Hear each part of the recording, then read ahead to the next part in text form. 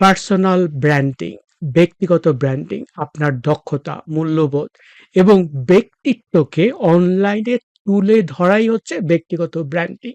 ব্যক্তিগত ব্র্যান্ডিং নিয়ে আমি আমার ব্লগে লিখেছি, এ নিয়ে আমি ভিডিও করেছি। এগুলো আপনারা অবশ্যই আমার চ্যানেলে খুঁজে পাবেন।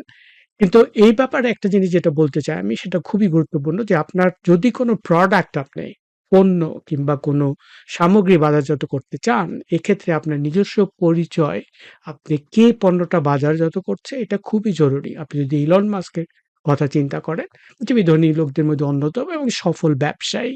কিন্তু ওনার যে ব্যবসাগুলো রয়েছে, আপনি যদি বলেন টেসলার কথা, স্পেস এক্স কিংবা স্টারলিং এর ব্যবসা, এগুলো কিন্তু বেশিরভাগই প্রভাবিত হয়েছে উনার নিজের পার্সোনাল ব্র্যান্ডিং থেকে। আপনি যদি টুইটার, যেটা এখন এক্স নামে পরিচিত, ওখানে যদি দেখেন, আপনি দেখবেন যে ইলন মাস্কের প্রায় ১৭০ মিলিয়নের উপরে ফলোয়ার রয়েছে। অন দ্য আদার হ্যান্ড, আপনি যদি চেক করে দেখেন, তাহলে দেখবেন আপনার টেসলার রয়েছে 21.5 মিলিয়ন। কাজেই বুঝতে পারছেন যে পার্সোনাল ব্র্যান্ডিংটা কত জরুরি।